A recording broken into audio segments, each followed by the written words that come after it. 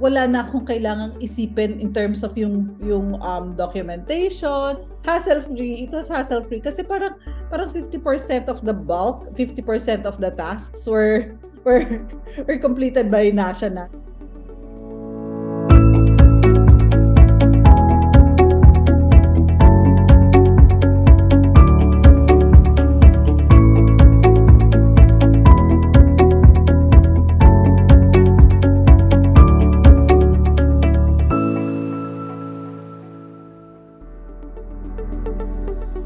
Good morning, good afternoon, good evening, nurses. My name is Christopher Gonzalez Francisco from Nasya Business Consultancy Services. With me is Nurse Karen Rose David Rivera, RN USRN.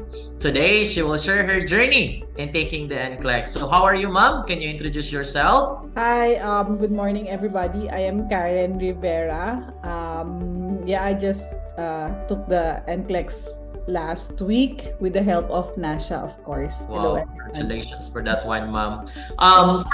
First of all, ma'am, we would like to know what motivates you to take the NCLEX and become a registered nurse in the USA. It's a given. It's a given already that, well, economically speaking, yeah.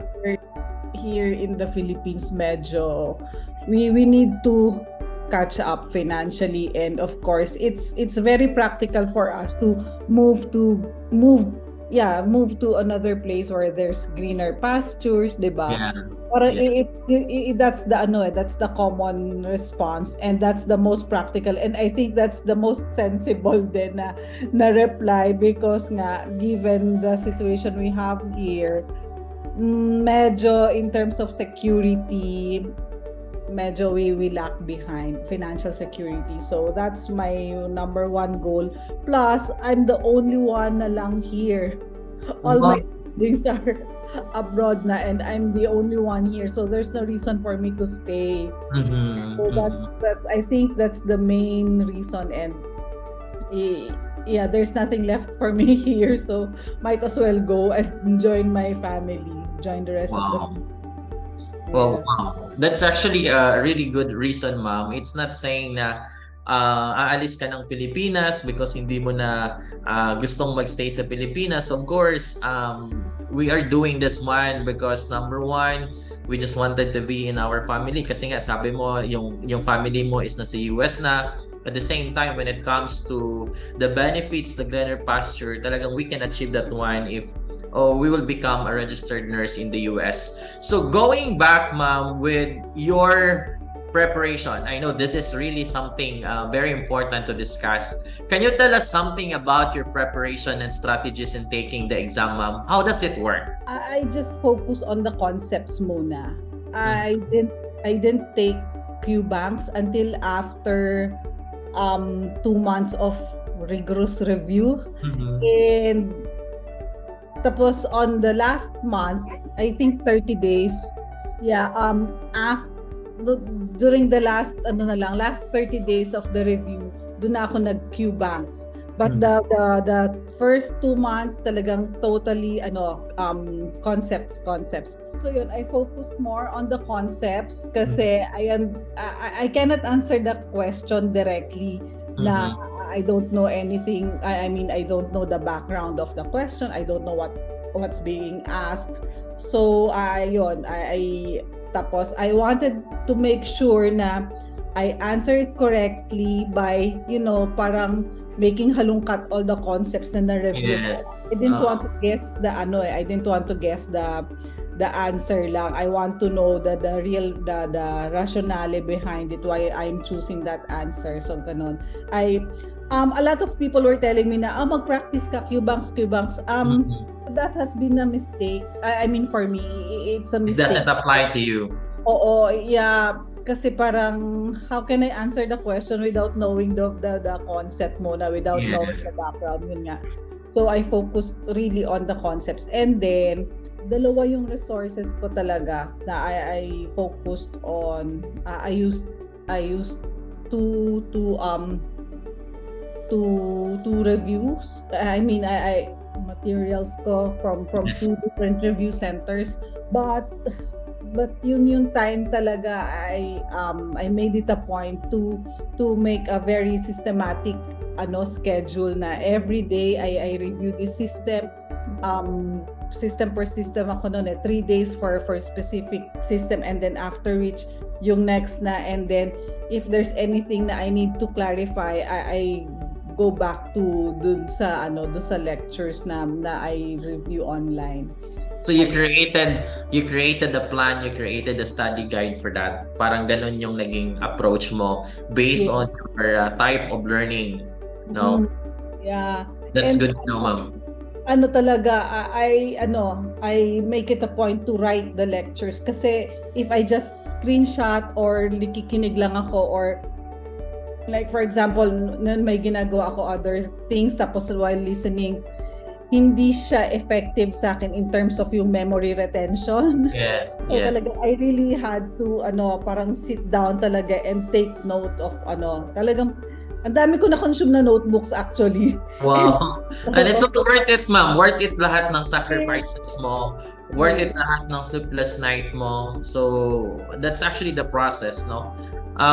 So you are working at the same time, ma'am, right? No, I had to resign. Ganun ako. Ganun ka kaseryoso. Oo. Yung work ko, I had a very I can say na it's a very promising job. It's a very parang I love my work so much, but I have to choose if I really want to make it work this time. I need to give up something else kasi I cannot do both Tapos I have to talagang parang it's this or bust. Parang ganun ako. Yes, well. So you really need to sacrifice something in order to achieve something, no, na gusto mong ma-achieve, and it happens.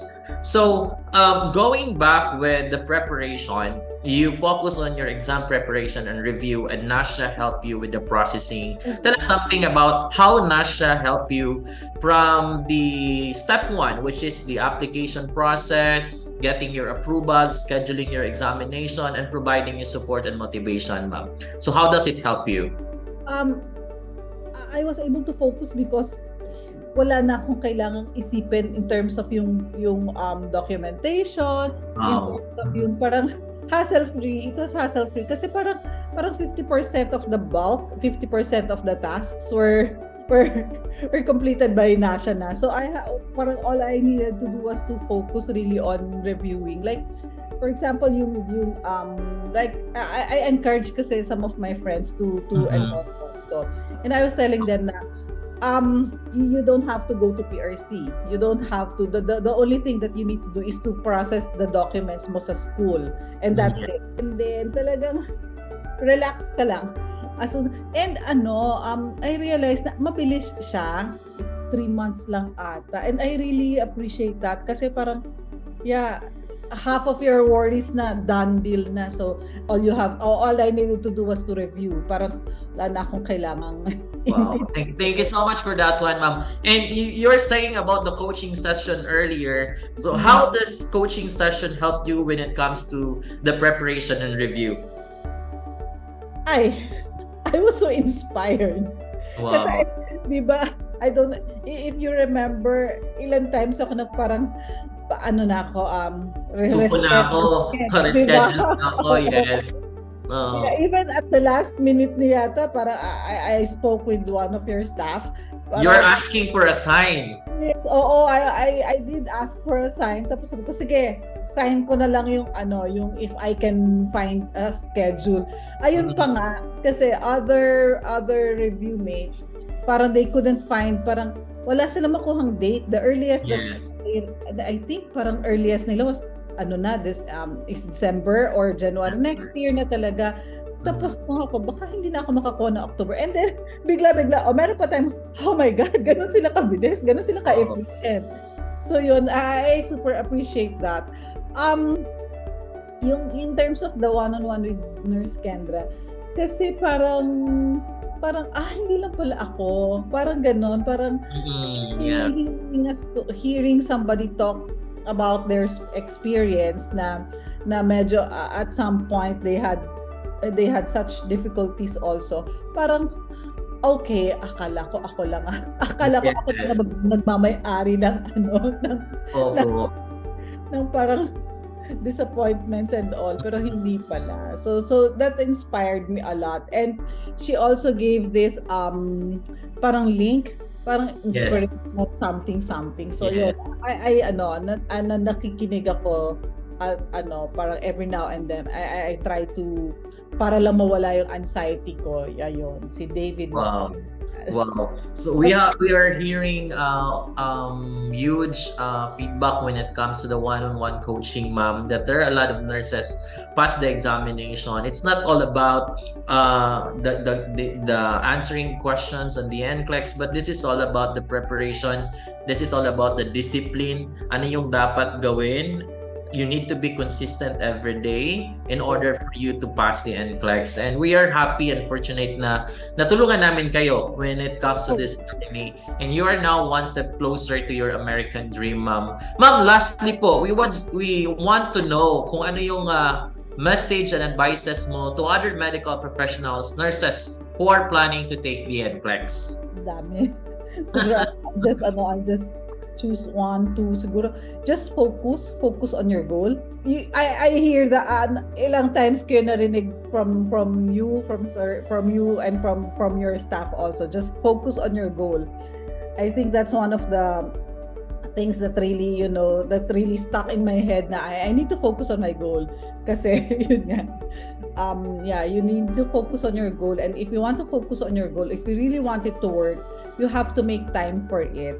I understand a lot of reviewees, a lot of students really have a hard time balancing yung work between work and yung studies, but if you want something, you have to make time for it. Talagang parang hindi pwedeng you just take it bara-bara lang. And you parang it's very important na na parang